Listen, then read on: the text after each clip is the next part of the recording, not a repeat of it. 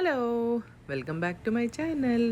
ఈరోజు నేను చూపించబోయే రెసిపీ వచ్చేసి 2-in-1 స్నాక్ రెసిపీ అండి. ఒకటేమో సన్నకారపూస, ఇంకొకటేమో రిబ్బన్ పకోడీలు. ఈ రెండిటిని ఒకటే పిండితో చేయబోతున్నాను.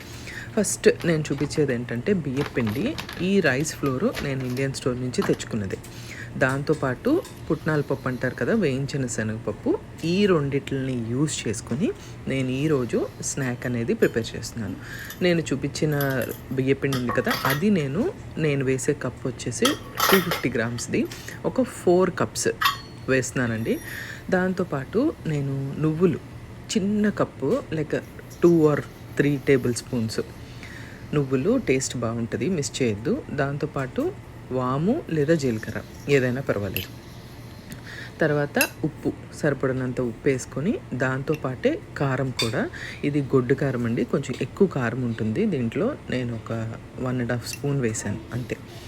దాని తర్వాత నేను చూపించేది అదే, నేను నువ్వులు ఎంత వేసానో అంతే కప్పుతో శనగపిండి వేసానండి. ఇప్పుడు ఈ వేయించిన పుట్నాల పప్పు ఉంది కదా, అది కూడా 1 కప్ అవుతుందండి, 250 గ్రామ్స్. దాన్ని నేను ఇప్పుడు పొడి చేసుకుంటున్నాను.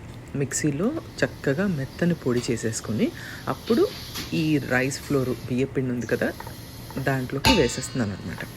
ఇది వేసేసిన తర్వాత చక్కగా ఇది అన్నీ మంచిగా మిక్స్ అయ్యేలాగా కింద నుంచి పైకి జాగ్రత్తగా కలుపుకోవాలి. లేదు అంటే అక్కడక్కడ మనకి ఉప్పు అలా కలవకుండా మిగిలిపోతుంది కదా, అందుకని బాగా కలుపుకోవాలి. కలుపుకున్న తర్వాత నేను దీంట్లో వెన్నపూస వేస్తున్నానండి. నాకు ఇది కాస్కోలో ఇట్లా పెద్ద క్యూబ్ దొరుకుతుంది, దాంట్లో నేను హాఫే వేస్తున్నాను, అంతకుమించి వేయట్లేదు. ఇది 2 టేబుల్ స్పూన్స్ అవుతుంది అంతే.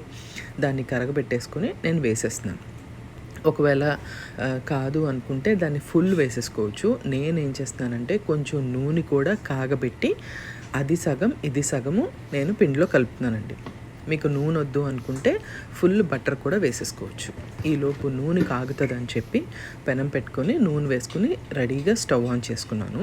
ఇప్పుడు ఈ పిండిని జాగ్రత్త అండి, కొంచెం నూనె వేడిగా ఉంటుంది కాబట్టి కాలే ఛాన్సెస్ ఉంటాయి. అందుకని దీన్ని కొంచెం గట్టిగా ఈ పిండిని అంతటినీ జాగ్రత్తగా కలుపుకుంటూ చల్లనీళ్ళే, వేడి నీళ్ళు అయితే కాదండి, చల్లనీళ్ళు పోసుకుంటూ జాగ్రత్తగా కలిపేసుకుంటాం.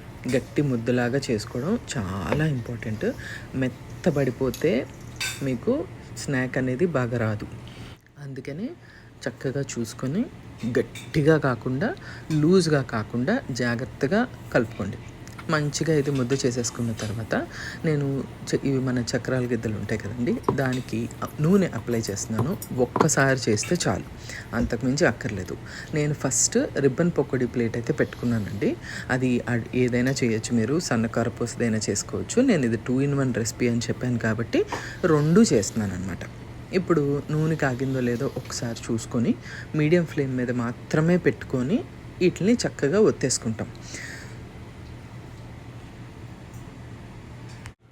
తర్వాత చక్కగా ఇది ఎప్పుడైతే మనకి నురగ అయితే పోతుందో అప్పుడు దీన్ని తీసేసుకోవడమే. మనకి రిబ్బన్ పకోడీలు రెడీ అయిపోతాయండి.